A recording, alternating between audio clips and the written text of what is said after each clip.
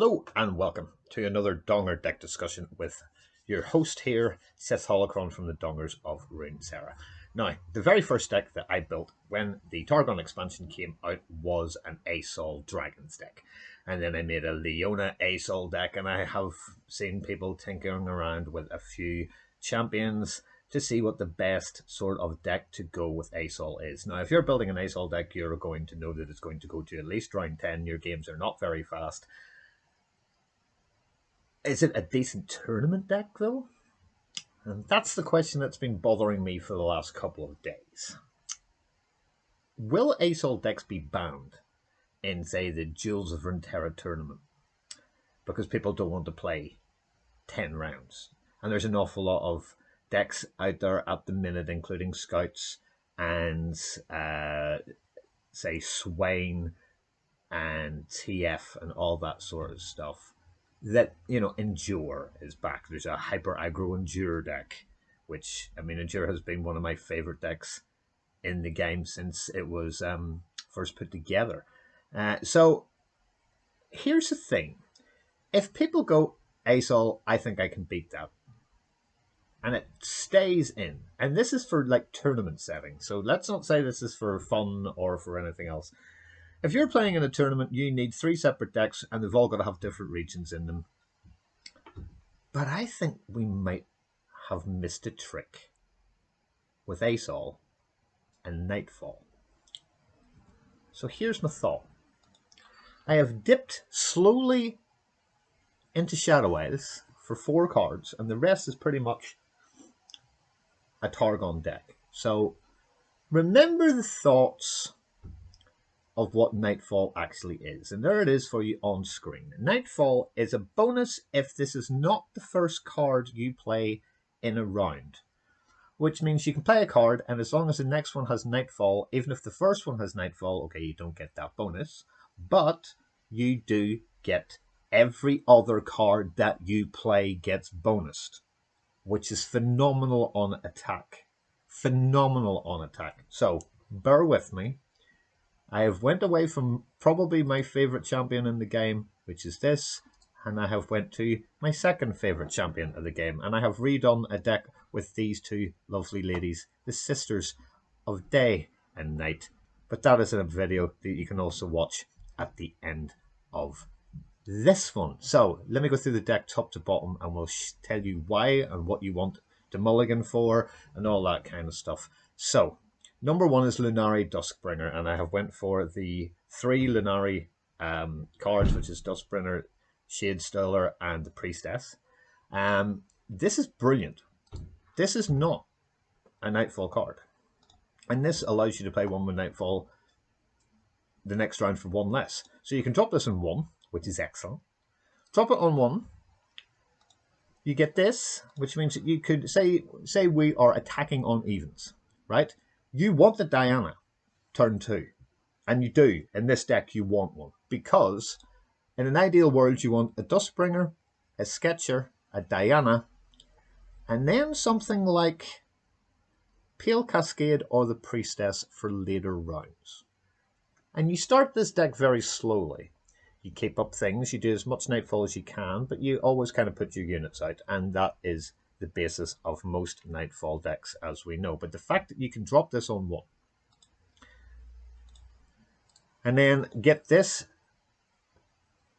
in the second turn to drop this down to put on the Diana, because Diana, if put down as a Nightfall, you get Challenger and Quick Attack, and she becomes a sniper for that round, a bit like Leona becomes a stunner for the first time you play Daybreak, so you got to play her first until she levels up. However, when Diana levels up, you drop another Nightfall, she gets 2, 0, and Challenger, and she becomes the best sniper in the game. Period. She becomes the best sniper in the game. And with other things like Pale Cascade, which gives an ally 2/1 this round, and if it's the second card you played, then you draw a card, is excellent. This is one of the very best spells in the game. One of the really best spells in the game. But let's keep going with the deck. So 3 Dianas. We also have 3 Spacey Sketchers, and I love the art on this card. I mean, look at that. Just look at that. Look at that art. That is just superbly well animated. Brilliant, brilliant thing. But he allows you to invoke a Celestial card to cost 3 or less. That can bring out the 2/2, bring out a 1/1. It can bring out a little challenger. It can bring out tons of stuff. But this is really good to play on rounds 2, 3, or 4 if you haven't got anything else. Pardon my... Dear me, let me get a drink. So, we've got the Duskbringer, the Sketcher, Diana, and then we're on to... oh, I love this card. I love this card. And I would almost very often use the dust, the Dusk Petal Dust, to drop out this. Because not too many people are using elusives at the minute, and they really aren't using these a lot at the minute. This has got the ability to just slip through, and it's a 2/3. So it's essentially like one of the old school elusives from Ionia, and it's really damn good. Even if you don't get it, it's still a 2/3 for 2 mana, and that's very well costed and very well statted for that small amount of in-game mana.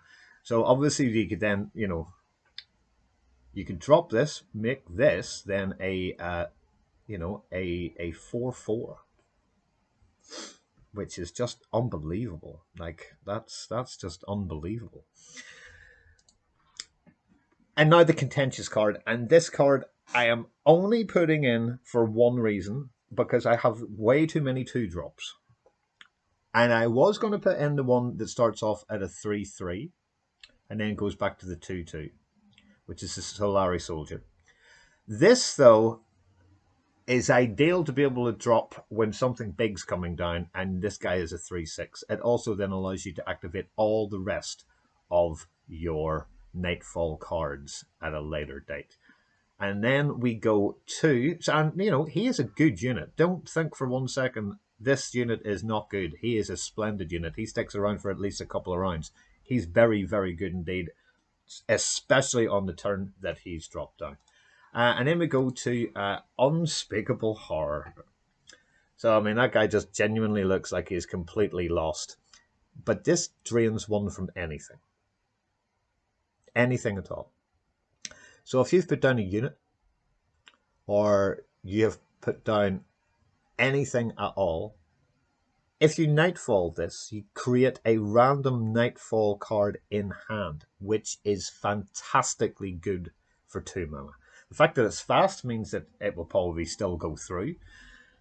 And you can drain 1 from anything. And this is especially good if you've been pulled in by, say, a challenger or something like that, and you want the unit to go. So say you're playing against Shadowwise, they've got the Greenglade Collector out, he's hit it, he gets his 2/1 ephemeral thing, and he's pulled in your Diana, for instance, who is going to die because she hasn't leveled up yet.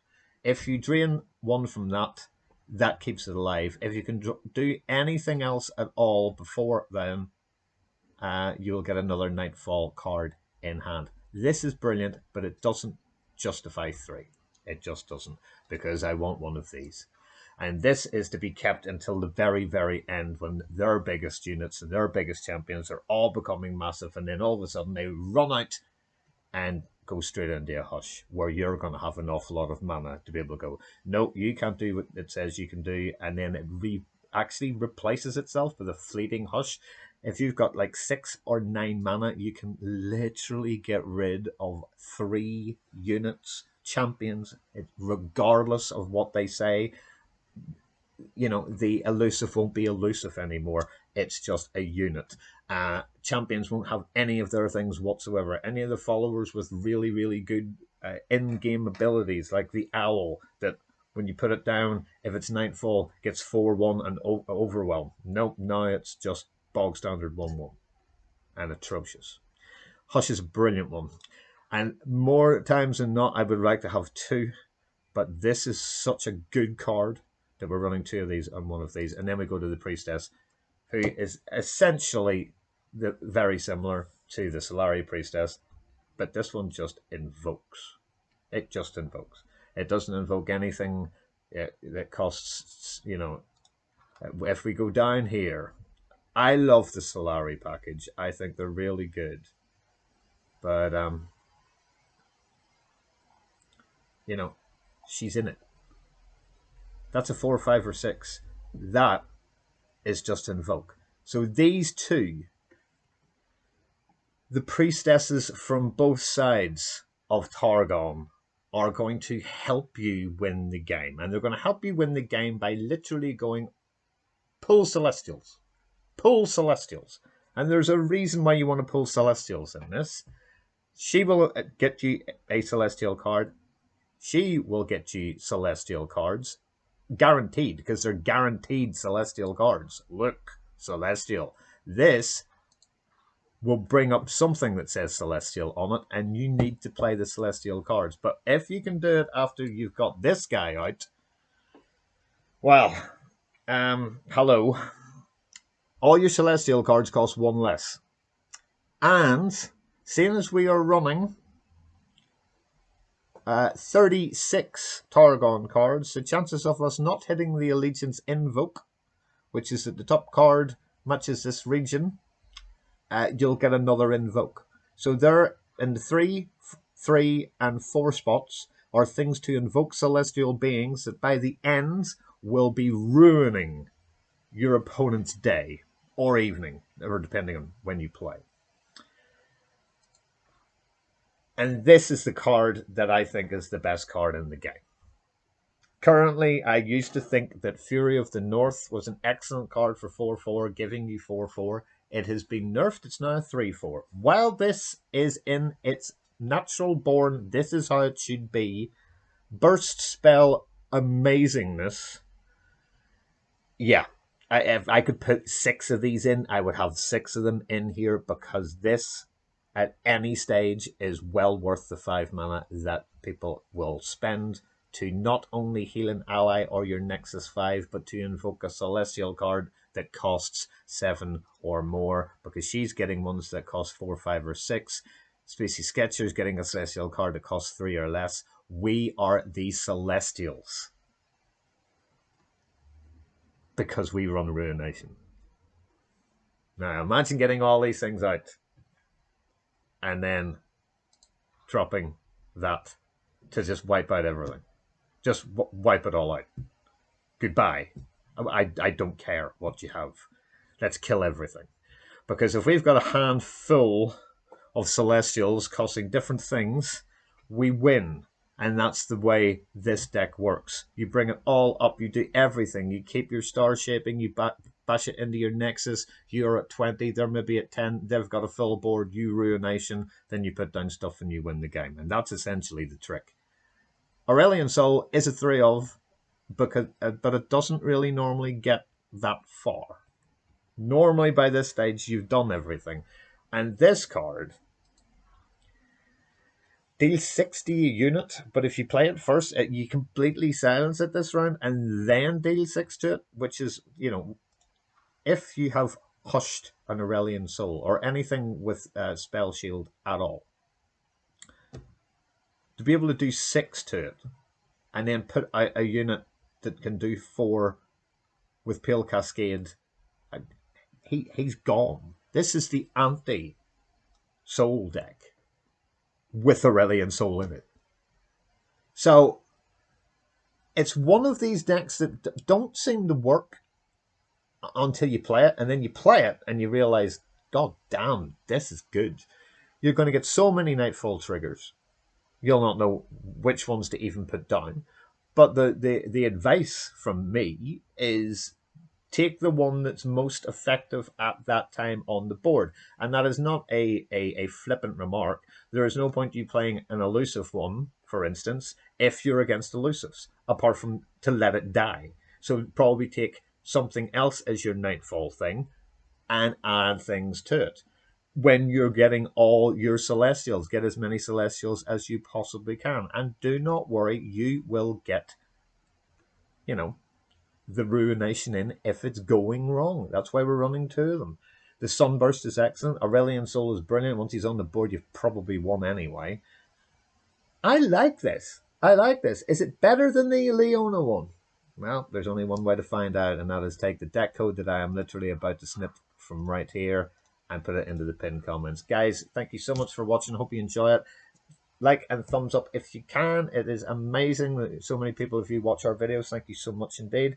And until the next time, there's only one thing left to say. Dongers out.